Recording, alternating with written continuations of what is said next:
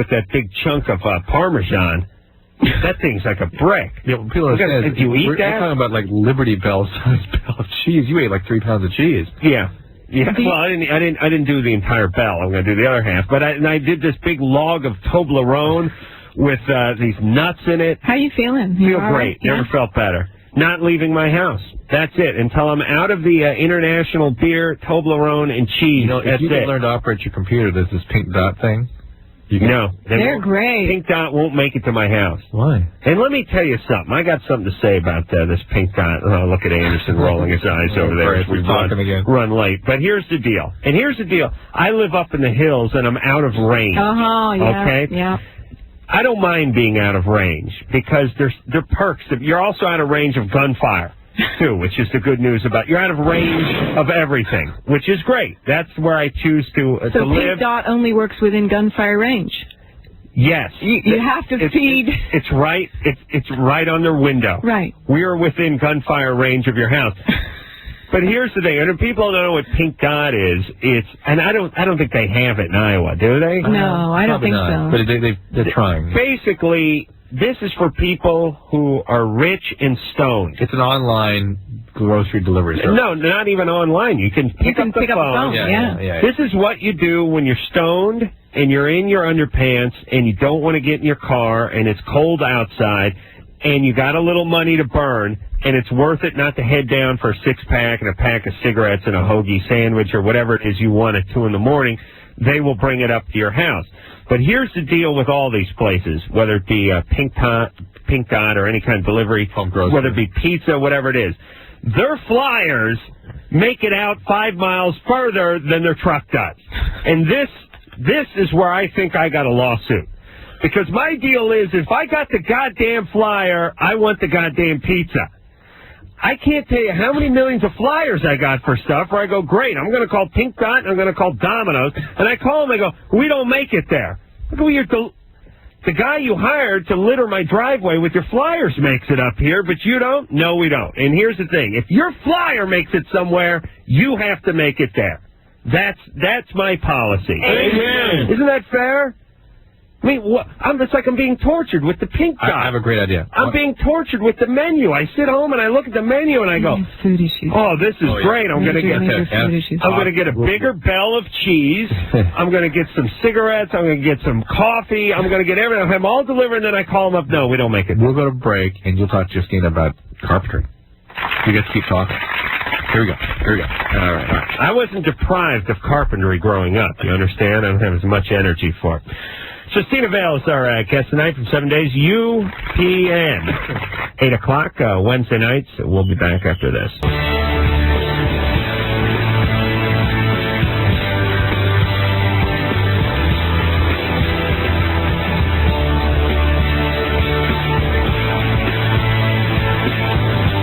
Yep, Loveline. I'm Adam Carolla. That is Dr. Drew over there. Phone number 1-800-LOVE-191. Justina Vail is our guest tonight. Justina is from 7 Days, UPN, 8 o'clock, Wednesday nights, 7 o'clock Mountain Time. Right, Drew? I think that's right. All righty. Now, we're going to speak to Nikki, who's 18 and has from. Nikki? Hello. Hello. Hi. Hi. How are you guys doing tonight? Good. Good. I had a question. I'm 18 years old and I work in a restaurant. And a regular customer, she's 30 years old, really nice lady, always comes in. I talk to her a lot. On Sunday, she came in and asked me to have a threesome with her and her 48-year-old boyfriend. Oh, boy. And this lady is like at least 30, maybe even 40. And I told her basically no, but I wasn't really firm about it, and she begged me to just consider it, think about it. Sure. You know, well, just think about it. And I mean, she's really nice, but I don't know how to tell her no and be firm. I see. So you're not going to do it. No. You know what I like though, and you sound pretty healthy. Everyone now gives these things some consideration, like their job offer. Back in my day, if I couldn't ask for a hand job without being hit with a chair.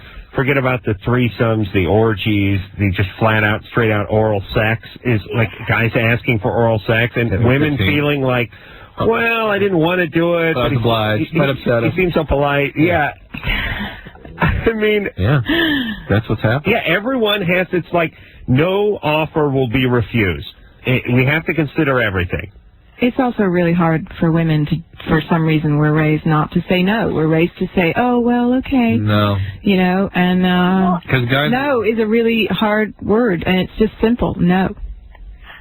I know, but, like, I feel bad. Not that I feel bad, but she is really nice, and she comes in all the time. And she came in tonight. Yeah, but Nikki, nice is as nice as does. She's not nice. Yeah. She's intruding. She's a predator. She's going after you. She's a junkie, too. Piece of work. Are you kidding me? I've got a 48-year-old boyfriend. I can see him with his cap fashioned out of Budweiser cans. Really, with a mullet and greasy, and just, I am so not interested. He's got a mullet? No, I don't know. I've never seen She's imagining it. Yes, he's a piece of work, believe you me. All right. I mean, think about the 48-year-old guy that's coming in and preying on an 18-year-old. Yeah. Think about that. I mean, but it's like she's a regular customer, and Well, okay. If she's going to spend $20-$30 a month over there, then that's different. You have to have sex with her. Hey, Nikki, did she's a good customer? I mean, she's just a nice lady, but it just kind of Nikki. Totally Nikki, did you ever have a slight eating disorder? No. Never. No. Where did you learn that boundaries are impossible to maintain? I don't know. It's hard for me to say no to people. I understand that. I'm totally not interested. You've got to be able to maintain boundaries. You've got to put it back where it belongs on them. Watch. We'll do a little issue. Let's do a little role playing, Nikki. We're going to teach you. Let her handle her own feelings. You just be responsive to yours. Justina, you're an actress. You do all those crazy voices on television. I want you to play the part of the amorous 30-something patron who wants to coax Nikki into a threesome. I'll be the no-count boyfriend. Oh, I thought you were going to be Nikki. Right. No, Nikki's going to play the role of Nikki. It's a stretch, but I think she's never met the boyfriend. She's got that kind of range. That's why I'm going to be so convincing. All right, so Nikki, hey, have you been thinking about it? Because, you know, we're really excited about this idea that we were talking about. So, you want to go for it? Because it's going to be great. Really. You got any day-old pastry? You got one of them, what you call thrift shops, and them bakery thrift shops? Oh, yeah. You ever see them Hostess thrift shop? You ever pass them places? They give a discount on stuff that's old that other people don't want to eat, but I don't mind because my teeth ain't so good. And my taste buds been killed for smoking Cools for too long and drinking. You shut up. Let's hear what Nikki does with it. It's like, Nikki could not say no. We'll go. So, Nikki, what is it? What's the answer? Come on, it's going to be great. I'm interested, but I don't want to, But what? Come on. I mean, I'm totally offended by it, but... What's to be offended? It's going to be great. You'll have a good time. I don't want to. You don't want to? Of course you do. I got some wine coolers. Hey, Nikki, no. Remember that word? No. No coaching. Walk away. Don't break character. If she approaches me, what am I supposed to say? No, stay in character. You play Nikki. All right. Come on, baby. What do you say? I got a camper shell in my truck. We can get it on there. You're hilarious. All right. You can't even... listen, I couldn't say no to Justina. You know. You can't even say no when you're play acting, for Christ's sake. I see eating disorder all over. Really? No eating disorder? Who made you feel bad? Who didn't pay attention to you? What happened? No, it's not like that. See, she said it. No, I heard no. I heard it. Good. When people seem to have no problem saying no to me and Adam. That's no problem. No, not in high school. In fact, not out of high school. They say no before we finish whatever it is we're saying. Yes. All right. No. Nikki. Save your nose. Okay? Is there... Release that when she comes in again. Just a couple more details. Are you living at home now? Yeah. And why is that? Why don't you go off to college or something? I'm in college. Why are you living at home? Why? I don't know. I'm only 20. She's going to college. She's 18. I want to get at why she can't say no a little bit here. Let's go solution. All right. Can I go to the bathroom if you're going to go down this cul-de-sac? Boredom. Let's just ask some easy questions. Is there any alcohol, dad, mom? No. No. There was was other brothers and sisters? Excuse me? You have other brothers and sisters? Yeah. Are they all living at home too? Yeah. Were you the oldest? No, I'm the youngest. And everyone's living at home still? Yeah. Why is that? I just get intrusion all over the place. Right? All right. Okay, and that's why I think eating disorder. She has no separate self, so she can't defend herself. She can't even tune into where she's at. Other people's feelings are all that count. Nikki, start looking out for yourself. Don't do anything you don't want to do. Go establish a life at school away from home. Go ahead and have a life. Okay? That's right. Transfer to a junior college that's out of town. And keep saying no. Keep saying no. Keep saying no. Just no. No. When someone comes in and they're trying to order a coffee to go, you say no. All right? Practice on them. All right? All right. All right. Fantabulous. Oh, she's such a good customer. You know what I'm saying? Do you get the intrusion story there? I don't know. I had difficulty saying no when I was 18 too. Fortunately, no one asked me to do anything. You had a different issue. You had underdeveloped self because not just literally no nourishment, but no emotional nourishment to develop a self. I just feel yes, yeah. What? Yeah, all right. And the feeling for her, the affect she raises in me is just sort of intrusion upon me, so that she can't out of control. But here's the problem, Drew. This is becoming way too cathartic for you. Matt? Yeah. You're 17. Hey. What's up? How you guys doing? Good. I have a question about, I just graduated from high school, and I'm going off to college next year, and I really think that what you guys are doing is great, especially, Dr. Drew. I think you really help people out, with... Hold on, what month are we in?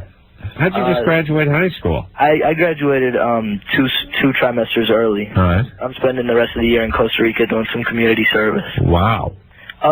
So I was just wondering, next year when I go off to college, how you think I could try and start a support group for kids and teens who have these kind of problems that you guys deal with.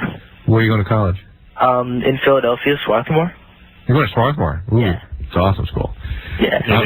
Drew gets such a boner when he hears about colleges. Yeah. Especially the good ones. All right. Listen. Yeah. I'm sure they will have a very highly developed healthcare system at Swarthmore. Yeah, but he wants to run the group. I understand. So we can get most universities, at least that I've had contact with that have well-developed healthcare systems, also have a peer counseling limb. And they looking for volunteers. They want to train people. They want to create outreach, not just within the community there, but they also tend to have outreach not just within the college community, but out into the community. The small schools like Swarthmore really have to do a lot of this kind of stuff, too. Okay. So I bet you there'll be tons of opportunity. Just keep your eyes open, look for it, ask around, and you'll find ways to give back. Great. All right? Cool. Thanks a lot. Enjoy Swarthmore. All right, by the way, you're going to be too busy to do that anyway. Have fun changing the world. That's what I've heard. Oh, they're going to kick your ass. Let me tell you something, Matt. You're going to spend your whole life changing the world, and as soon as you kick off, it's going to snap right back to the way it was before you got here. Well, I'm trying to make my dent. I understand. Good for you. Adam is jealous. Really? He's like pissed. I am, too. I'm trying to make my mark in the world, too, by sitting home in sweatpants and receiving baskets and living off of those baskets. I know this sounds a little out there, but can I eat the basket, or is that just what holds the food? Well, they have these chocolate boxes now that I heard about tonight. Oh, really? You can actually eat the box. That's my next chocolate. move. Well, yeah, if someone would just send me over you need one of those. Send me over a basket of pot, I would eat the basket. It's very much what your mother used to feed you, so it'll be very familiar. Hay and grass and pine cones. It's tastier because I think there's some salt in the actual manufacturing process. But what's funny about that basket? You start on the basket like you were picking up a softball team in junior high. You know what I mean? You start with the good guys. Yeah, we're going to take Ray. Steve Barkin. Come here, buddy. Yeah, I got Barkin on my team. He's a gamer. And then you work your way down to John DeClerc, the guy who's the studious one who has got the skinny legs with the socks that are falling down. Which is equivalent to the grass, the green. This is how the basket starts for me. It starts off with first the surveying of the basket. I've learned not to jump in too quickly. Let's see what we got here. Pull it out, itemize it, dust Nothing it off. too healthy. See what we got here. And then get rid of the, there's some packing stuff. Sometimes something valuable slides up under that green grass or that hay they got stuffed in there for packing. Find little goodies. It's like change falling through a cushion in a sofa. But get the good stuff out. And it always starts the same way. It's like, I like the nuts. I like the cashews and the honey roasted and the smoked almonds and all that. I'll start with that and the cheese and the chocolate. There'll be something that I'll look at and I'll swear to Christ I'm not going to eat. No way. I'm allergic to this. I don't like it. It's no good. Yeah. Fast forward 10 days and you're eating. But I'm like a raccoon. I keep going back to the basket looking for the thing that I ate a week ago. All right. There's got to be one more of those bells of cheese hanging around somewhere. Tell me, who sends one bell? There must be a course of bells there. But nope, ain't there. And then, sure enough, I'm into whatever it is I said I wasn't going to eat. That's the way it works. All right. Justina Vail's our guest tonight from 7 days, UPN, 8 o'clock, Wednesday nights. Is that tomorrow night? That's it is. Tomorrow night. We will, unless you're hearing this east of the Mississippi, then you missed it. No, then it's tonight. Oh, no, but you missed it. Yeah. You're so right, Drew. Where are we going after this? I'm not sure. You're going to find a good call? Either this one or this one. You want to do that? Yeah. All right. Martin is going to wants to know a polite way to tell his girlfriend that she's got a little stinky foo-foo down there after this.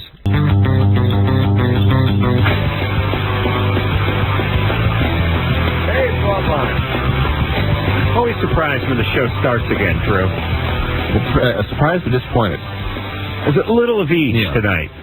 Justina Vail is our guest tonight. She's from 7 Days on UPN. You don't recognize her without a Russian accent, but... Olga Vukovic. Olga Vukovic.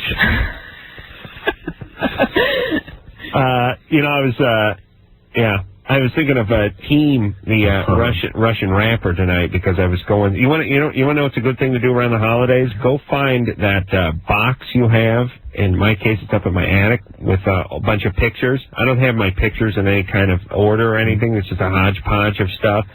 Old girlfriends and weird little certificates. I found my Catholic big brother, 4-year certificate thing, and it's still in the sweatpants, still noshing on the cheese and the where is Nate? whatever's in the basket. I saw Nate was the name of my Catholic little brother. Nave. Right. Who was? How dare you? I poured my heart and soul into that kid. Yeah. Let me tell you something about this kid, though. I got hooked up with Nate when Nate was like 11 or probably 12 years old. And I was with the Catholic Big Brother organization for probably about 4 or 5 years. And then I was with him until he became 18. And basically when they become 18, that's kind of it. I mean, you can hang out if you want, but he didn't want to hang out with me. Now, the thing is the whole time I was with Nate, I never made more than $250 in 1 week. I was driving around a beat-up truck. We're eating at Taco Bell. I had 5 roommates. It was a mess. And then Nate and I broke up, and I got some, it was tough. Then things started working out for me. I got on MTV, and we got the radio show and the man show and all that kind of stuff. And Nate has called me once in the 5 years since I got famous. No. He showed up a couple times at the set at MTV. He showed up. And you blew him off. Then he stopped calling. Oh. Now, Drew, you take that back. I did not. I was distracted. You were distracted. Yes. I had been drinking that afternoon. No, I did not blow him off. Nate has shown up. He showed up at the set of the Man Show once last season. I guess he did show up at Loveline. A couple times over 4 years. Yeah. I mean, you wouldn't call him a regular. No. I think at least he's not using you now that you're rich and famous. That's my point. He cut me off as soon as I got on TV, which is bizarre because the guy called me 5 times a week when I was swinging a hammer, and then I get on TV, and you figure the guy, me being on MTV, him being, 18, 19 years old, would be hitting me up for tickets, would be wanting to hang out, want to, get in on the gravy train. Nope. I've talked to him a couple of times the last 5 years. Fine. I mean, everything's good with him. He's doing well, but he's not asked me for a penny. He has not asked me for a ticket, a windbreaker, a duffel bag. He's warming up for the big wallop. Maybe he's making a big move. He's going to come in and ask something. He's going to want a condo or something. Yeah, a car. Yeah. He's saving up on that one. Yeah. The only car-related thing with Nate is Nate used to like to meet chicks online, and one summer he met a little honey who lived in Kentucky. He was 14, didn't have his driver's license yet, but thought it'd be a good time if we drove out to Kentucky, during the summer, like strangers often do. Oh, my God. So I was like, let me get this straight. Me and you are heading to Kentucky to hang out with this chick you met on the internet? Yeah, just 1 week, short trip. Are you high? He's the same guy. I gave my calling card to call his gal in Kentucky, and I got my phone shut off 10 days later. That was a very valuable lesson. For myself. Yeah. I gave him this calling card. I said, Nate, you're going to pay for this calling card, so use it wisely. I get the bill at the end of every month. Don't go crazy on it, because I will get the itemized bill every month. So if you rack up $500, you're paying the $500. Use it wisely. Call it 10 minutes, a couple times a week or whatever. No problems. It was like 10 days later, I got my phone shut off. I didn't even get a phone call from the company. I think they were going to call me, but they shut my goddamn phone off and then called. For fear. What you might do if they I had to go down in person and pay like a $387 bill, and I didn't have a penny. It was bad times, as we like to say around here. Martin? Yeah. You're 24. Hey, what's up, Adam? What's happening? Your show, man. You're funny as hell. Well, thank you. Anyways, I had a question. 2 quick questions for you, if I could. Hey, I've been suing this chick for a while now, and I finally get her back to my place and have my way with her. And I get her panties down, and I was going to do the dip and snip before I went down on her. This guy's all class, huh? This guy's an asshole. Oh, yeah. Sir Walter Raleigh. What? Yes, go ahead, Goofball. Cyrano. Yes, go ahead. Poetic. Anyway, I see him writing with a quill. Yeah, yes. Anyways, man, I finally got her ass. I mean, I pulled out and I smelled it, and I was damn. Yeah, that's right. But I wouldn't have a problem with it if she wasn't fine. If she wasn't fine, I'd just tell her. But I don't want to take her off. Right. Wait, can you yes. just concentrate, Martin? Try to go for at least half a sentence without saying something offensive. Listen, I know what he's saying. First off, he's right. It's important not to offend attractive people, because that will haunt you. It's good to be nice to good-looking people. Justina, you're on the winning end of that equation, so don't worry about it. It's good. Number 2 there, Martin. Yeah? Yeah, I think women, they can all have bad days. Okay. So this may not be a normal thing for her. But, I don't think you deserve her. And I know she doesn't deserve you. This guy is sick. It hurts. Yeah, I know, but I mean it. All right, so I have fun with that. Listen, one more question real quick? No. True, what do you mean, yes? All right, you're right. Good instinct. What do you think his next question's going to be? You know what I mean? Yeah. You want to find out? No. Really? No, I really don't. Now Anderson got me going. All right, now I got to find out. Where was he on? Line 2? Martin? Yeah. Real fast, buddy. Okay. Hey, Dr. Drew, it's for you. Dr. Drew, when you're, I appreciate your advice. You give very informative advice on the phone. And when you're giving someone advice and Adam interrupts you, just reach over and slap his punk ass. You can take him. Yeah. All right. Yeah, all right. Yeah, that's great. Okay. Yeah, I'm glad. Hey, chalk one up for Anderson. Reach over and slap his punk ass. Yeah, well, Anderson, you're like an Indian. Well, you got instincts, buddy. Yeah. I want to go to Vegas with you. Oh, boy. Yeah. All right, here we go. All right. Where are we going? We're going to break. Are we? No, yeah. Hold on. Ike? Yeah. Ike, you're 23. Yeah. Hey, guys. How's it going? Good. Are you a white guy? Yeah, I'm white. Well, there's no white guy in the world under 70 named Ike. How does that work? Coming back. It's actually my first and last name are 2 presidents' names, and it's a nickname that I picked up, and it just... Whatever. All right. So after having orgasm, you black out. Well, I feel really bad. I lied about my question, because I have a question for you, Adam, about model airplanes. Oh, great. This is the best day of my life. Hold on, Ike. Okay. I'll be back to talk about model airplanes, high school football, and remodeling.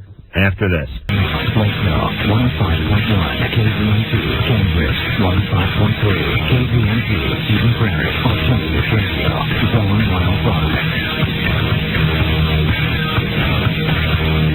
Loveline, fast-growing outlaw radio show in Singapore. That's radio, baby. You got it right now. That is radio. Rock and roll. So get your friend right. and talk about the airplanes. Get that over with. What is this? Oh, I brought this in as an example of a good gift. Uh-oh. It's not for you. Can we look at it? Is that the way it's wrapped? Yeah. It's meant to be wrapped like Well, that? it's not. It's not an on-air thing. Although I don't care. It just wasn't brought in to be a bit. I was just going to show you an example of. You know how you don't know what to get people? Yeah. Especially your friends that are doing pretty good and have lots of cool junk. Oh, this is cool. Yeah. My other partner, who loves me, Jimmy Kimmel. Is this your grandfather? Yes, the great Jimmy Kimmel has given me a early Christmas gift. What was his Laszlo name? Gorok. Oh, yes. Yeah, that was my step-grandfather.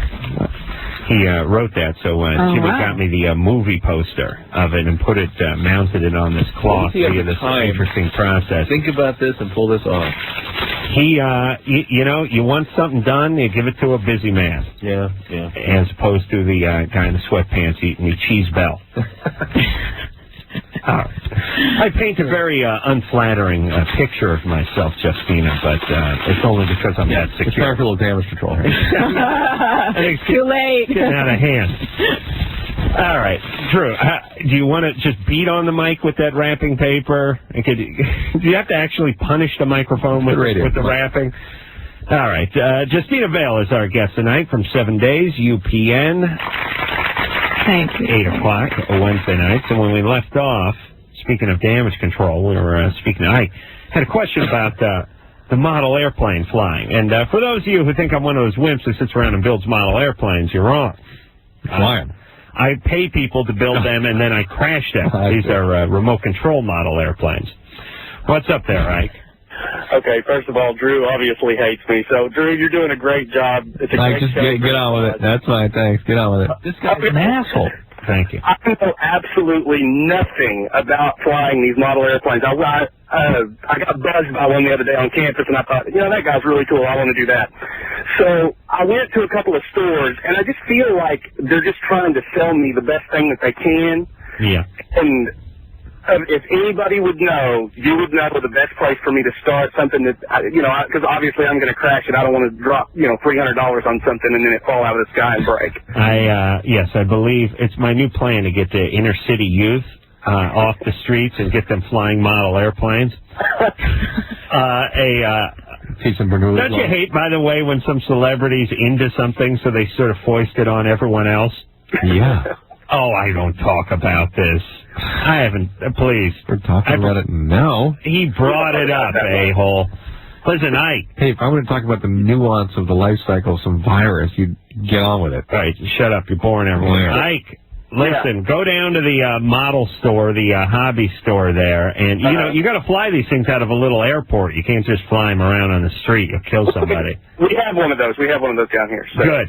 Go over there. Go to the hobby store. Get started with one of those, trainer planes. They're like a little Cessna-type plane. How much they cost? It's going to be like $400 with the radio and the plane and all the fuel. That's and the point. He doesn't want to spend that. Well, that's it. You got to spend it. Okay. Listen, Ike, go down to the airfield and see if sometimes guys sell their little trainers. By the way, it's the only plane I haven't crashed is a trainer crash. Everything I've crashed hundreds of other planes. I can't wait till that jet explodes. Oh my God! It's like that $8,000 plane. It's going to blow cow. up. Yeah, it's going to be trouble. Hey, I'm going to kill somebody and then it's going to blow up. Ike, go down there and you know what you got to do? You got to get an instructor because you can't fly these. It takes a long time. This sounds like an expensive hobby. It is when you're like me, which is crash semi-expensive planes on a constant basis. And the thing about these model... What's going on here? The thing about these model airplanes is when they crash, it's the same as a big plane crashing. I mean, there's not much left. Right. You're done. Yeah. They're like, you can salvage the radio, sometimes the engine. But it's like each crash probably $300-400. Nice. Wow. They're very easy to crash. I do it all the time. Literally a millionaire. It's no big deal. Oh yeah. I should be shooting at them with a shotgun as laughing. As my seconds to fly them around. Let's go. Come on. All right. Let's talk to Kevin, who's 15. Kevin. Hello. Yeah. Kevin, what's up? How you doing, Adam? Good. Dr. Drew. Yeah. Kevin. Say hi to Justina too. Oh yes, Christine. How you doing? Justina. Very good. What's up, Kevin? Why haven't you seen her show? Why haven't you seen her show? Oh, I have no electricity, so it's kind of hard. All right. No electricity. Well, my no electricity. Well, basically my question is like, well, my parents are really bad with money, right? No kidding. Yeah, I'm telling you. Yeah, but I have digital cable and all that, so. Oh, sure. What? No electricity, but you have digital cable? Yeah, that's powered by squirrels. Yeah, that's just the point. It's like really bad with money, and I'm like having trouble with school because I can't wash clothes or nothing, and. I don't know. What you saying? Your parents aren't paying the electric bill? No. In fact, me and my dad had to go out there a couple times and just pop it right back on. Right. So you climb the pole? Well, no. There's no pole. It's a meter and there's a transformer, but he don't go in the transformer. He turns it off out the box. Yeah. So my dad, you know where the meter plugs in? Yeah, I do know. I do know where the meter plugs in, but you know that's like a federal offense to tamper with that thing. They put a lock on it, and they have to call the meter reader out there and the city guy. 3 times they came back and turned it off, but my dad won't tamper this time. He's gonna get a letter from his boss tomorrow. All right, what is the question? That's good time. I want, I just don't want to be in this house too long. I want to succeed, and I want to be a comedian, right? And I want to go to college and all that. I'm really struggling in school right now. Because you're depressed? Oh, he's studying by candlelight. Yeah, Abe Lincoln does it. Well, it's more like yeah, but how funny was Abe Lincoln? Yeah, apparently. I'm getting in trouble more like joking around. To keep fun, I just make prank phone calls with my. I see. Oh wait, the phone hasn't been shut off. Oh no, as long as I cordless. He's saying he's BSing right now. Is that what he's saying? No. I don't know. Maybe he is. It is a pretty good clue. Sits around and makes prank phone calls all day. No, and we're talking to him over the phone. True. Beautiful deductive reasoning there. Funny. You should work for Scotland Yard. Hey, Kevin. Yes. You really decided you wanted to be a comedian at 15? Oh yes, absolutely. I actually write. I write routines actually. Using charcoal and bark, or do you actually have? You know what? Whatever you want to be, here's what you got to do. Because no matter what, you're going to need this foundation. You got to get focused on school. If hey, well, hold on. Hey, I'm a wildly successful comedian. Relax. I was a ceramics major and never went to college. But you did train for many years. You did, right? That's true, but I'm a millionaire. Literally a millionaire. I have a question, if you didn't mind. How do I get into something like that? Yeah, you got to get into construction for 13 years, and then That's the point, Kevin. You got to. If you're so depressed that you can't function at school, then that needs to be evaluated. All right, so get focused on school. Get into college. Get away to school. Focus there, and then go do what you want to do. All right. All right. Very simple. And get your dad to pay the bills, would you? Yeah. No, just get the hell out of that house. Well, he's 15. What's he going to do? Live without electricity for another 3 years and then get out of the house? It's supposed to be turned on tomorrow. All right. You'll be fine there, Kevin. But listen, here's what I would do. I mean, while for the short period of time that the electricity was on, I'd be charging every battery I had. Plug everything in. Yeah. Store it up. I mean, be prepared. You ever go down, Drew? You never been down to pay bills in person, have you? Yeah. You have? Oh yeah. Oh really? Yeah. When was this? A long time ago. Oh yeah, that's when you ran a too high tab at a martini lounge. No. I remember going to City Hall. They wouldn't use your gold cigarette case as collateral. I remember going to City Hall and paying bills. That's a lovely experience. City Hall? Pasadena City Hall, sure. Really? When was this? What were you doing? When I was in medical school. Going down in person. Why? Missed a bill or something. I didn't pay something. Very nice. Humbling. Thank you. And the chauffeur kept the car running while you went in there? And I had the customary maltreatment by the ladies at the desk. Yeah. Well, I mean, it's Dawn of the Dead. Justine, you ever go down and pay a bill? Absolutely, yeah. Bad times. Oh, my God. Yeah, I mean, it's great when you go down to Van Nuys, you go down to the phone company to pay that bill. I did that. Van Nuys phone company. Yeah, yep. Good times. That's nice. Yeah, that was pre-basket time. Pre-mail, basket mail. Oh, time. yes. For me it was. It was many years pre-cheese bell from the agent in the basket time for me. But you get that big long line of people wearing pajamas, and it's 2 in the afternoon on a Tuesday, and it's dawn of the dead. These aren't guys, like you're down there because your roommate didn't send the thing in or something. They're down there because every month they make the pilgrimage down there to pay in person. And, of course, the people behind the counter don't have any time for you and your nonsense because they're looking at basically unemployable people all day long who have an excuse about why it is their phone unjustly got shut off. And, of course, the people who are at the desk there's jobs are... Oh, they're miserable. But their jobs are never... They're gone for life. Right. They can't be fired. And they'll sue somebody if they are. And they're miserable, miserable people. All right. Yeah, I think I did the phone a couple times. Well, one time, like when Nate got my phone shut off. I don't know if I've done gas or power. I know I've done power in person, too. I've done power. Yeah, I've done all of them. Really? Oh, yeah. Ah, that's good. Keeping it real. Well, yeah, you know. How about going down to court and proving insurance? You know that one? Yeah. That's the best of all. Going down to court and showing them that you have insurance? Yeah. I couldn't figure out a way to do that via the computer or over the phone or something like that. I got that because I had a rental car. You can't rent a car without insurance. Oh, and the guy made me do it. I was PO'd. Oh, was I pissed. Go, brother. I mean, I rolled through a stop sign or something. He goes, "Oh, where's your insurance?" No, it was speeding. I remember when he got this ticket. San Gabriel. It was about 3 years ago. Yep.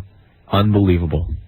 Where's the insurance? I such an idiot, I, of course, have the receipt for the rental car next to me. Right. He doesn't want to see that, which, by the way, has the thing on it where I gave my signature to insurance. You cannot rent a car without insurance. You can't do it. Or having insurance yourself. I mean, seriously, it's not like I would love to have enough time to really go to a court and stand in line. I wish I had that kind of time. Did the cop know it was a rental car? Yeah. He goes, it's no big deal. Just go to court and we approve your insurance. Okay, now I got to go on a minor jag here, by the way. And why is it that he couldn't do the math? And here's the deal with all you federal folks, cops and folks that work the phone company and all that kind of stuff. Your time, I understand. See, here's the problem. Our time is not important to them. Meaning, just go take a day off work, walk it in, and go take care of it. Yeah. What would take 30 seconds for them to fix while you're on the side of the road with them is going to take you a day to fix 2 weeks later. Yes. And their 30 seconds is more important than your day. That drives me berserk. I was just sitting around listening to the news about how L.A. is we're short on cops again. So what we got to do is trying to get cops not to retire. We're trying to get civilians to get behind the desk. We're trying to do this and trying to do that because we have a shortage of cops. Here's my advice to Bernard Parks, if he's listening, or anyone else in the LAPD. How about taking that goddamn Roman legion of effing parking enforcement guys and taking 1% of those guys and putting them in a squad car? You would then triple the amount of uniform officers you have on the street. What about just deputizing those guys? What about just give them a gun? That's what they want. They're out in full force. I saw one of those MFers rolling down my hill at 2 in the morning. And you know the thing that was funny, too? I was driving up my hill the other night late, and I saw lights that looked like cop lights way off in the distance at the top of the hill. And I thought, geez, 2 in the morning, what the hell's a cop? Cops don't usually get this far up the hill. What are they doing up here? And then I was driving, and I was thinking, well, that's nice. Nice to have a squad car on a Tuesday night rolling around in the wee hours taking a look out for things. You think it was a cop car? No. Parking enforcement. Oh, God. These bastards never sleep. Well, they're all over the place. You don't have enough cops? Yes, you do. They drive Chevettes. Give them a gun and a badge and put them to work. They're all over this goddamn city. Put them to work doing something other than the fundraising project they've been on for the last 35 years. Get the fat lesbian on the Harley trike back to cover the tickets and get the millions of cars and millions of ticket riders you have canvassing the Los Angeles area on a nightly basis. Put them to work. How about let them continue on their fundraising, but also do some other work? Yes, that's right. That's right. Let them bring down a guy who's busting into your house or a car or whatever it is. Not just writing those tickets, you cheap bastards. Here we go. Milking the public. How dare you? Bring that ball back and raise money like dignified human beings. Policeman's ball. Yes, Yeah. bring the policeman's ball back. I'll gladly pay the guy when he comes to the door. Okay, here we go. Pussies. Bring it back. Have some dignity. Not enough cops on the street. Not enough cops. They're sitting around writing tickets to everybody. Get them doing something. Please. Ryan is 26. Ryan, what's going on? Jackasses. Ryan. Parks, he's doing a great job. What's up, Ryan? Not much. How you guys doing? We're good. Good. So here's my question. My wife and I are pregnant with our second child. Congratulations. And, yeah, our second child. Yeah. Yes. Yes. Congratulations. Congratulations. Thank you. You say your second child? Hold on a second. Yeah. I'm not done with these cops. I'm driving around today, and I'm thinking about the massive millions of dollars that these guys are generating via the parking tickets and the towing and all this other parking and traffic enforcement BS. This huge millions of dollars that is generating. I'm thinking, where's this money going? Why don't they take this money that they're out generating 24/7 and put it into putting more uniform officers on the street? And I realized, no, because that money goes into buying more Chevettes and hiring more guys who took the GED to write me more goddamn tickets. It sickens me. And why shouldn't we have civilians, by the way? Why is this a new idea, putting civilians behind desks? You know what I mean? Let's just put a bunch of fat people in wheelchairs to sit behind the desk and put the young guys with the trigger fingers out on the street to kick some ass. Okay. Ryan's having a second child. All right. Ryan? Yeah. Second child, right? Yeah. All right. And ever since she's been pregnant, her sex drive has gone way down. And that's not to say that, we're making it like rabbits or anything. Did that happen during the last pregnancy? Actually, no. Did that happen? Did that happen following the last pregnancy?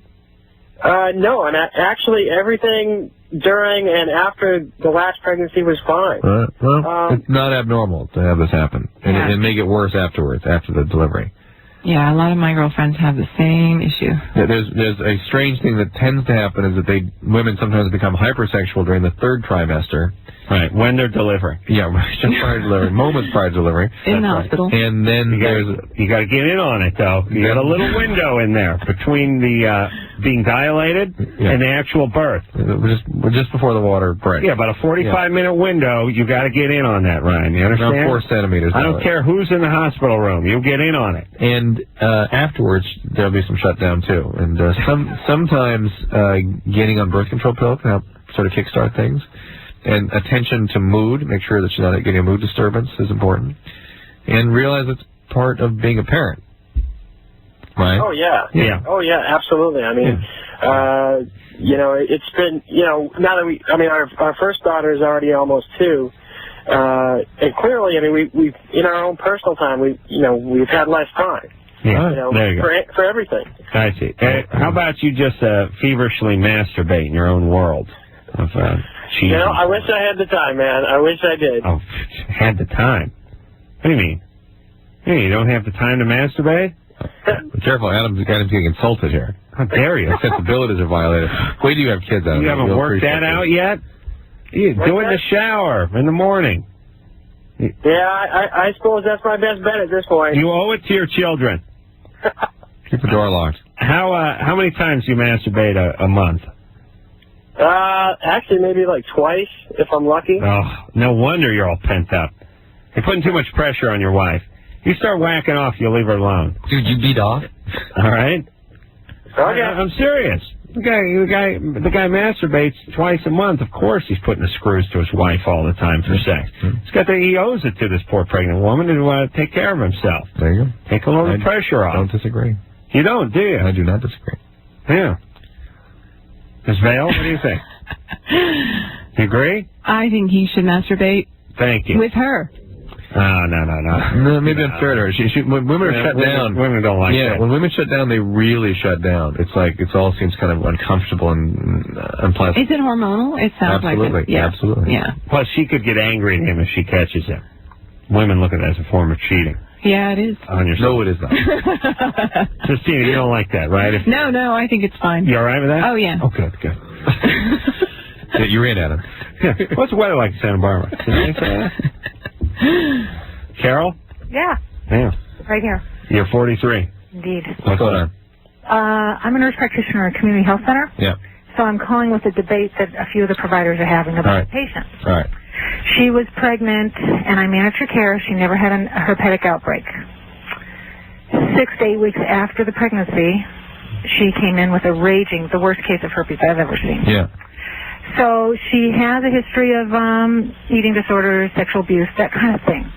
Her issue is that because the incubation period, there's usually 6 to 10 days, she's thinking the guy stepped out on her. Because, of course, she didn't want to have sex when she was pregnant. She didn't want to have sex after she had the baby. Right.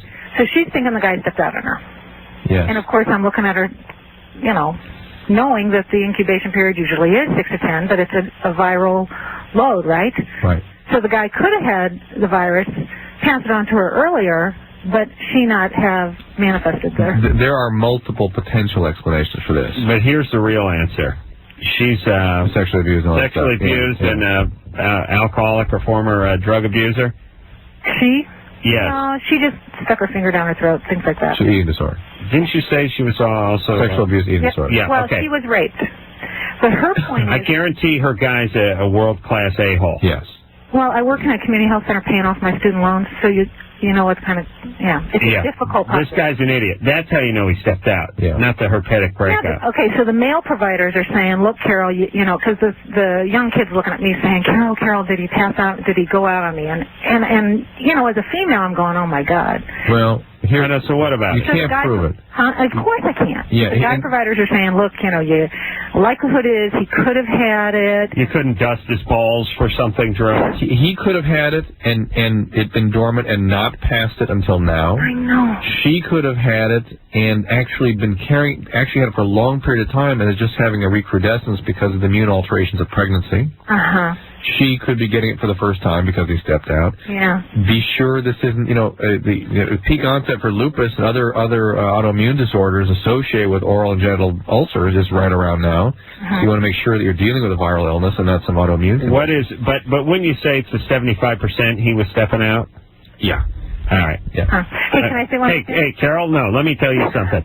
You're working in a community hospital? Community health center, like a clinic. Worse, with a lot of these characters coming in pregnant? Yeah.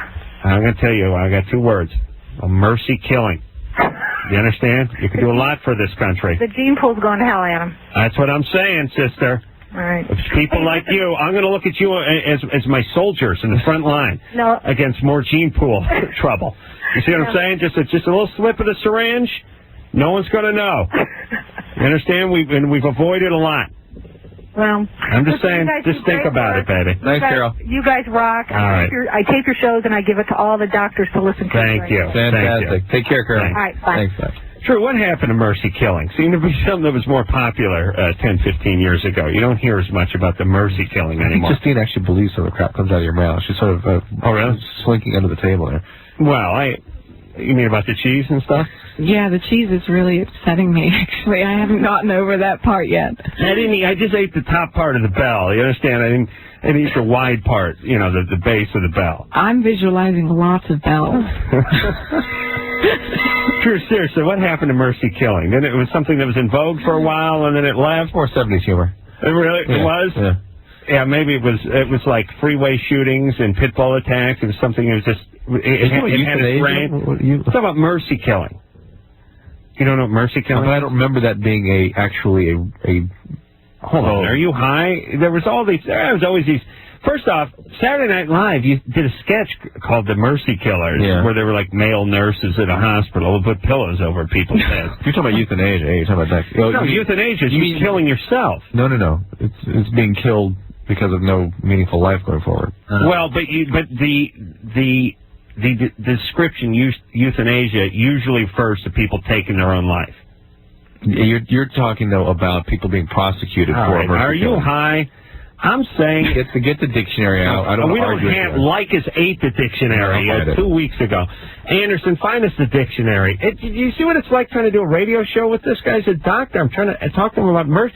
They like talking about the prosecution with it. No, they used to bust like these male nurses. They thought they'd pin 22 killings on them, but they think as high as 70 and stuff. And it was just like mercy killing was something that was kind of in the lexicon. Yes.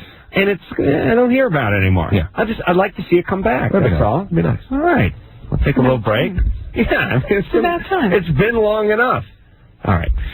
Justina Vail's our guest tonight from 7 Days, UPN, 8 o'clock, Wednesday nights. I'm going to go find a dictionary. We'll look up the euthanasia, and we'll be back after this. Well, where are you calling from? Can you tell us? Yeah, I'm calling from Sacramento. Good. And what's going on? What's the skinny on these parking enforcement people? Well, basically, we really don't care for them all that much either. I mean, they just create a bunch of work for us, and we get all these angry people after us. You give us a ticket and all this garbage, and you're complaining about them because you're saying put them in a uniform and give them a gun. Well, we don't want these people in a uniform with a gun. Right, I understand that, but here's my take on the police work. I look at you uniform guys with the training, with the weapons and all that. I look at you as sort of the quarterbacks of the football team. I don't want you guys to be the water boy, the assistant coach, the guys handling the chains. I want you to be the quarterback. I don't want you at a desk. I don't want you writing parking tickets. I don't want you writing moving violations. I don't want you back at the precinct doing paperwork. I want you out on the street with all your training and with all your expertise doing the most dangerous, most important facet of it, not the legwork and the paperwork part of it. How can we work that out? Well, the paperwork's going to have to get done no matter what. I mean, that's part of, I think, the job. Do they have any Jewish cops who could do that? Somebody would tend to do less shooting.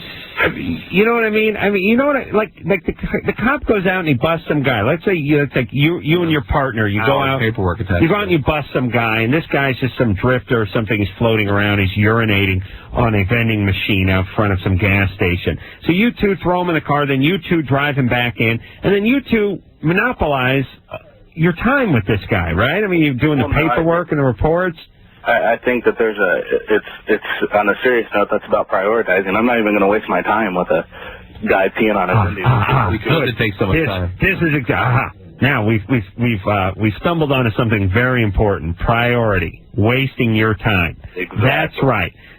When I see you guys, and not you, Alex, because you're like a Beretta.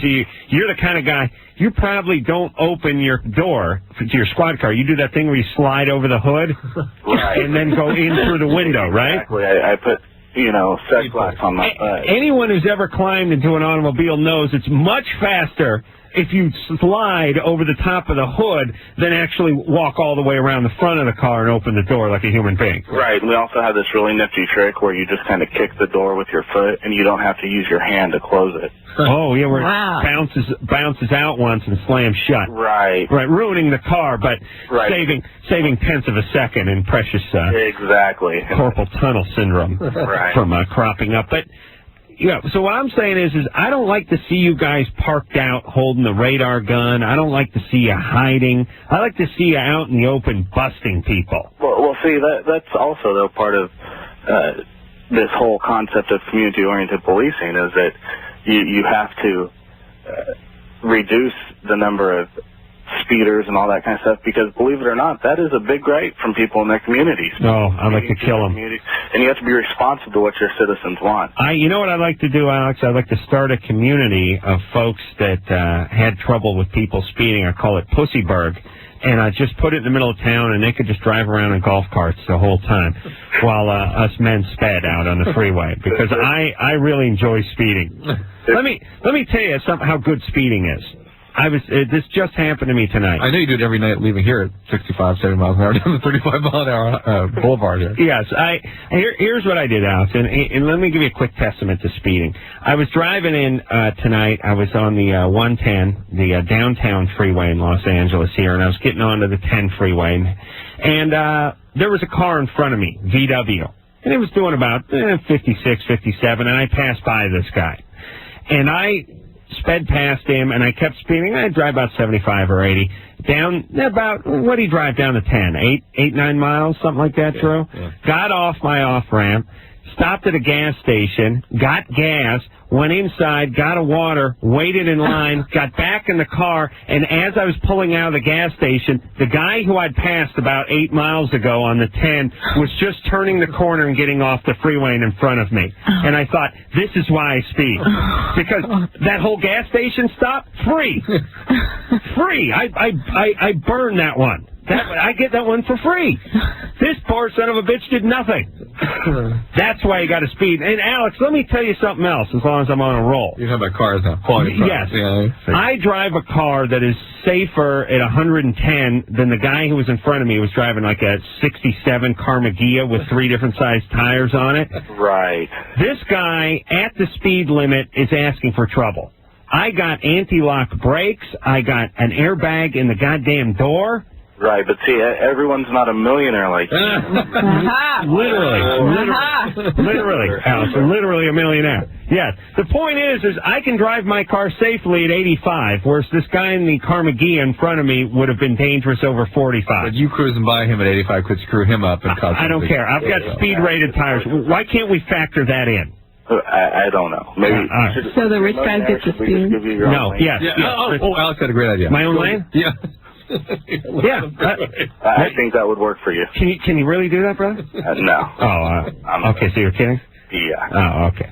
All right, Alex, thanks for calling in. Yes, I would like my own lane. I'd let other folks use it if I wasn't using it. You know, like say I was, at home eating cheese. I'd let someone borrow my lane. Let's see if Mike can call up, Adam. Hey, dude, I got to go to the airport. I'm in a rush. Can I borrow your lane?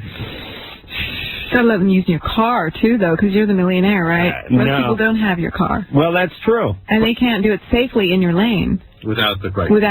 Yeah, with the equipment. No, I know I sound like the biggest pig in the world, but what I'm saying is Not at all. I drove for a million years. I drove beat-up mini trucks. Right. Datsun mini trucks. Yeah. And these cars had no airbags. They had no crumple zones. They had no goddamn headrest. No seat. They had a bench and no headrest. And no impact anything, and no nothing. Right, and like a golf cart. No anti-lock brakes, no nothing. And this car at 65 was a lot more dangerous than my car is at 85. Or 120. Or 120.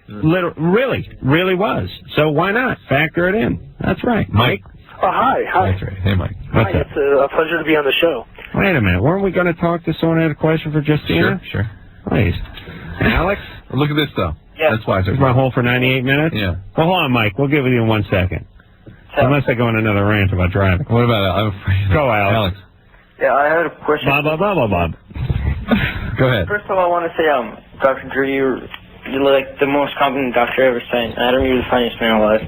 Thank you. Yeah. That's why I get the nice car. Go ahead, Alex. I wanted to know, what did you do before 7 days? Oh, who, me? She was one of the girlfriends of Jerry Maguire's, I believe. Oh, that's right.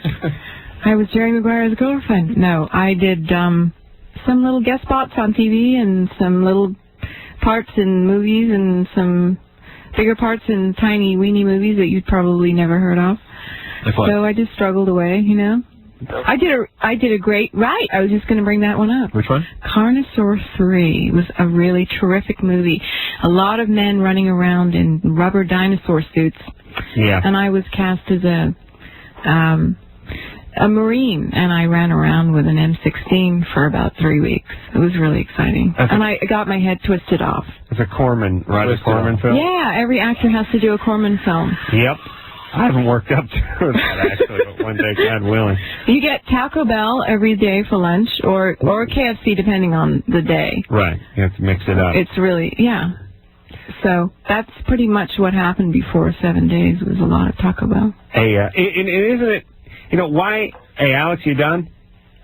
Yeah. Why do, why do bad movies have to have bad titles?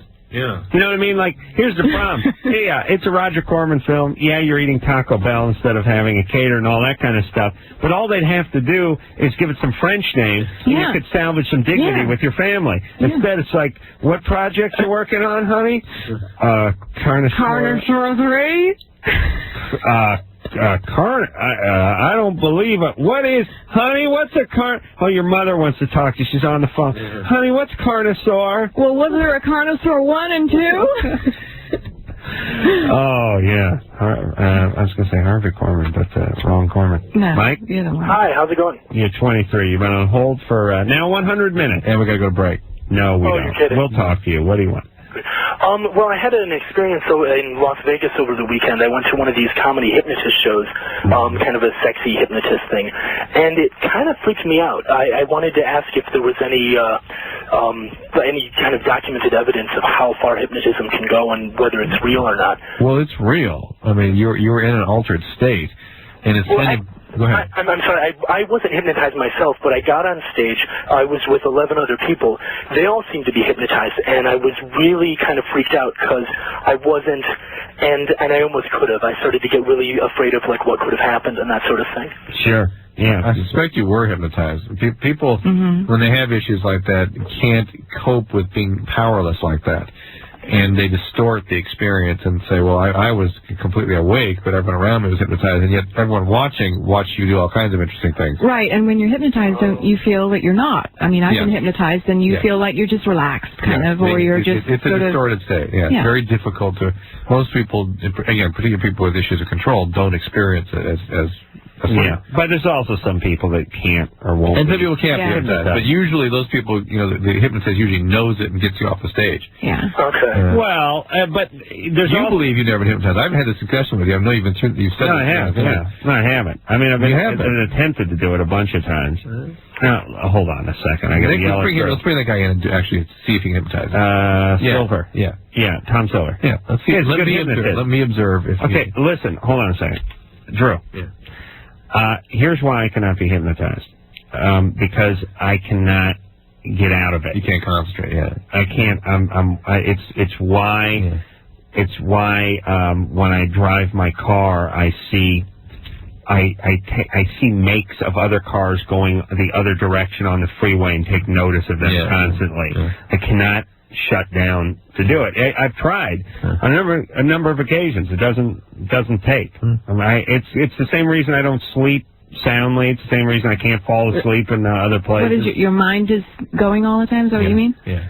Yeah, I'm not doing anything. My mind. Hypervigilant. I notice things like if I'm watching TV in my den and a moth lands on the window way to the side of me, I jump and do that because it seems like a big deal to me. It's some kind of weird curse that's been put on me. I don't know how else to say it. All right, and it's why when you listen to this show, I happen to know all the stuff, and Drew knows what he learned from a book when we were on the plane while I was noticing more stuff and trying to tell him about it. All right, we will take ourselves a break. We'll be back.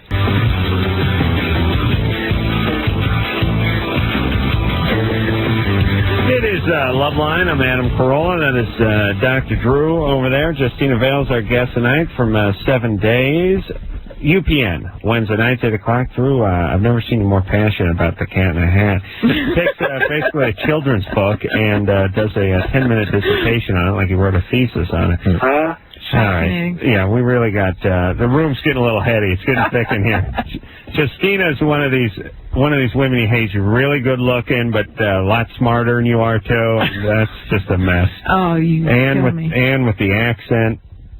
If you and I were to go out, we'd have to start arm wrestling or something almost immediately. I'd have to try to salvage some dignity, or some sense of worth. You know what I mean? Because usually somebody connect with her, Usually. Well, I mean, you like to. How would you do that with arm wrestling? I'm a pretty good arm wrestler. Oh, I'm screwed then. See, what would you? I don't know. Some sort of carpentry competition. I have to find something I'm good at. There's some kind of cheese eating competition. That would probably you'd win, hands down. Eating bells. Yeah, who could eat more cheese shaped as church bells in let's say an hour? Why were we both so impressed by the bell? I was totally impressed with it. I wanted to hang it up like some sort of marlin, and How big was this bell? It's a big bell. About it's like nothing I think you ever expect to own. Like those big cheeses in a big sack, Yeah, the cheese. You go into like the deli in New York and you look up and there's all that food hanging. Yeah, you're not really going to eat it. It's there to look at. It's there to look at while you're in line, and then you get down and then you look down and you go, give me some provolone and some of that smoke, whatever. Right, and you right. You get a slice of this or a slice of that. And then once in a while you get a little inquisitive. Is that real cheese? And it's always hanging on a rope. With like in a basket or something. Yeah, rope, yeah. Right. So, anyway, Drew, we got the same basket. Do you send anyone baskets yourself? You have. You have? Yeah. For what? What did they do for you? And how do you know who they are? It was a while ago. You got a wife, though. She takes care of that stuff, right? Yeah. With the Christmas cards and everything? Yeah. Do you pick what's in the basket, or do you say, give him the basket? No, I used to pick design. I had somebody worked for me design baskets around Christmas. I'd send baskets. You would? Yeah. That was before I knew you. Before we started getting, because I never got a goddamn thing. Before we started getting baskets, and baskets seeming like ugh. Yeah. You are probably like me. You've probably never sent a basket in your life, have you? No. I don't know that you can send things. It sounds so involved. Who do you call, the basket person? Yeah, there's California baskets. And after the Whoopi Goldberg basket, forget it.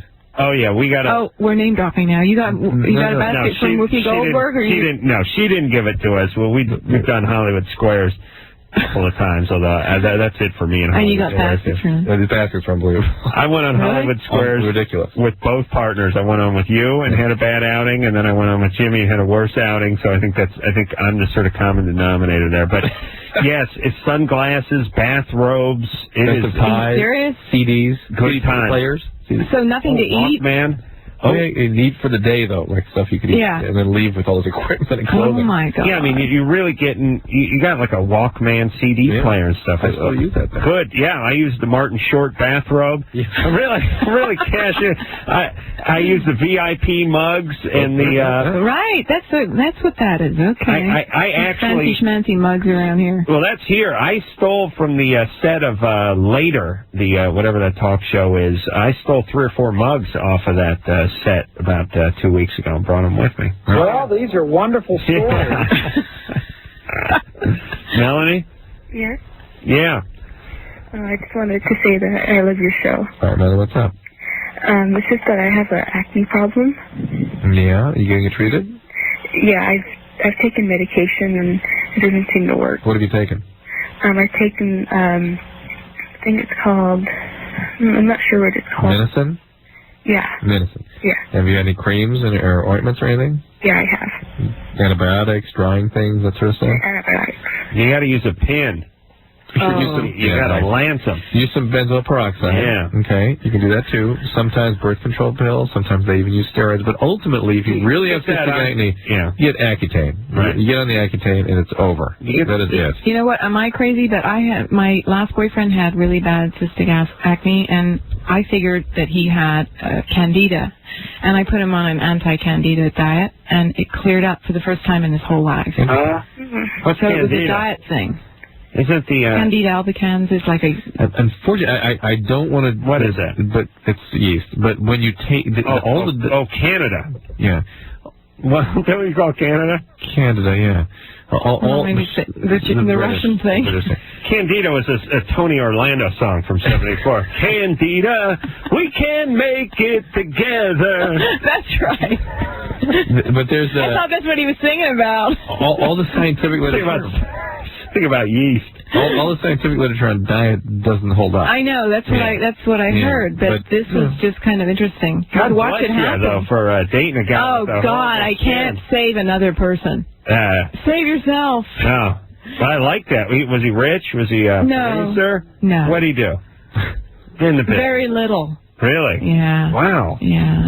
That's big of you. Well, no, it's not big at all. Well, no, but I like that. That's good. The guy had bad skin. He doesn't make any money. He wasn't in the business or anything. It was like some kind of mercy dating. What can I tell you? I said I don't date anymore. Yeah. I don't trust myself. No, you're a fixer. You need some pampering, sister. We're going to start that during the break. We'll be back.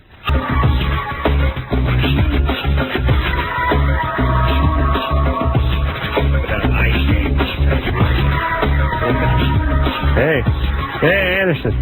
You hate when we're talking into the break every time, don't you? I know, it's just bad radio. Don't you know good radio, man? I know good radio, I just don't execute it. You know what I mean? No care to execute it. Yeah. I know what you mean. It's like I like watching football on Sunday, but I don't play. Well, it's just funny because you were talking to me about good radio last week. And, I was? Yeah, you were explaining to me what it was. I was explaining to you about good radio? And don't listen to me when I talk about good radio. About anything. I don't know what I'm talking about. All right, that is it for the night. It was a fast show. Yeah. Everyone listen to me. I could do another 2 hours with Justina. Oh, Thank you. yeah. Thank you very much for coming in. Thank you, guys. It was fascinating. Yes, you were delightful.